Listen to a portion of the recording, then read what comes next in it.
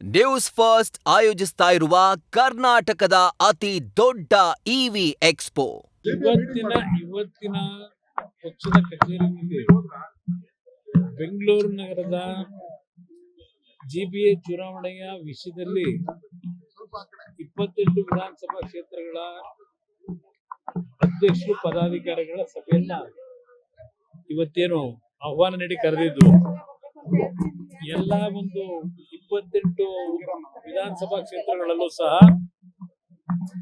ಎಲ್ಲರಿಂದ ಮಾಹಿತಿಯನ್ನ ಪಡೆದಿದ್ದೇವೆ. ಇವತ್ತು ಪಕ್ಷದಲ್ಲಿ ಅವರ ಮಾಹಿತಿಯ ಆಧಾರದ ಮೇಲೆ ಕೆಲವು ಸಲಹೆಗಳನ್ನು ನಾನು ಕೊಟ್ಟಿದ್ದೇನೆ. ಪಕ್ಷದ ಸಂಘಟನೆ ಮತ್ತು ಬೆಂಗಳೂರು ನಗರಕ್ಕೆ ಜೆಡಿಎಸ್ ಪಕ್ಷ ಕೊಟ್ಟಿರ್ತಕ್ಕಂಥ ಹಲವಾರು ಅಭಿವೃದ್ಧಿಯ ಕೊಡುಗೆ. ಉದಾಹರಣೆಗೆ, ನಾನು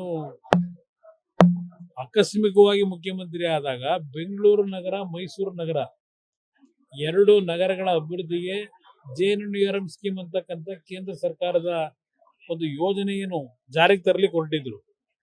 ಆ ಸಂದರ್ಭದಲ್ಲಿ ಕೇಂದ್ರ ಸರ್ಕಾರದ ಮನವೊಲಿಸಿ 25,000 ಕೋಟಿ ರೂಪಾಯಿಗಳನ್ನ ಬೆಂಗಳೂರು ನಗರದ ಅಭಿವೃದ್ಧಿಗೆ ತಂದಂಥದ್ದು. ನಂತರ ಆ ದುಡ್ಡು ನಾನು ಅಧಿಕಾರ ಕಳ್ಕೊಂಡ ನಂತರ, ಯಾಕೆಂದ್ರೆ ಆ ದುಡ್ಡು ಬರ್ತಕ್ಕಂಥ ಸಮಯ ಕರೆಕ್ಟ್ ನಾನು ಅಧಿಕಾರ ಹೋಯ್ತು. ಆಮೇಲೆ ಏನೇನಾಗಿದೆ ಮುಂದಿನ ದಿನಗಳು ಈ ಅಭಿವೃದ್ಧಿ ಹೆಸರಿನಲ್ಲಿ ಯಾವ ತರ ಲೂಟಿ ಆಗಿದೆ ಅದನ್ನ ನಿಮ್ಮ ವಾರ್ಡ್ಗಳಲ್ಲಿ ಜನತೆ ಮುಂದೆ ಬೆಳಗ್ಗೆ ಸಂದರ್ಭದಲ್ಲಿ ಪಾರ್ಕ್ಗಳಲ್ಲೋ ಇಲ್ಲ ಫ್ಲಾಟ್ಗಳೇನಿದೆ, ಹಲವಾರು ನಮ್ಮ ಬಹುಮಟ್ಟಿ ವಾಸ ಇರತಕ್ಕಂಥವ್ರು ಏನಿದ್ದಾರೆ ಅಲ್ಲೂ ಸಹ ಅಲ್ಲಿಯ ಒಂದು ಅಸೋಸಿಯೇಷನ್ ಏನಿರುತ್ತೆ ಅವರನ್ನು ಭೇಟಿ ಮಾಡಿ ಇವತ್ತು ಬೆಂಗಳೂರಿನ ಇಂಥ ಪರಿಸ್ಥಿತಿಗೆ ಯಾರ್ಯಾರು ಕಾರಣಕರ್ತಿದ್ದಾರೆ ಅಂತಕ್ಕಂಥ ಒಂದು ಮಾಹಿತಿಗಳನ್ನ ಕೊಡ್ತಕ್ಕಂಥದ್ದು ಪ್ರಯತ್ನ ಪಡೆಯತಕ್ಕಂಥ ಒಂದು ಸಲಹೆ.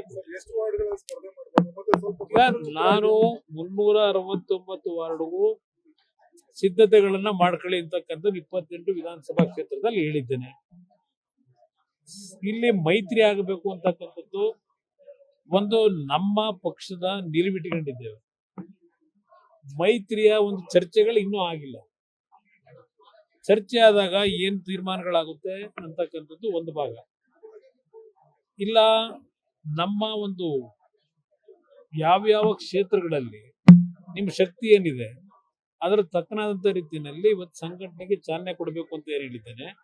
ಎರಡು ಪಕ್ಷಗಳು ಮೈತ್ರಿ ಆಗಬೇಕು ಅಂತಕ್ಕಂಥದ್ದು ಜನಸಾಮಾನ್ಯರ ಭಾವನೆ ಇದೆ. ಆ ಭಾವನೆಗೆ ನಮ್ಮಿಂದ ಎಂದು ಯಾವುದೇ ಕಾರಣಕ್ಕೂ ಯಾವುದೇ ರೀತಿಯ ಲೋಪ ಬರಬಾರದು ಅಂತಕ್ಕಂಥದ್ದು ನಮ್ಮ ಪಕ್ಷದ ಮೊದಲನೇ ನಿಲುವು. ಅದರಿಂದ ಇವತ್ತು ಅದಕ್ಕೂ ಮೆಂಟಲಿ ತಯಾರಾಗಿರ್ಬೇಕು.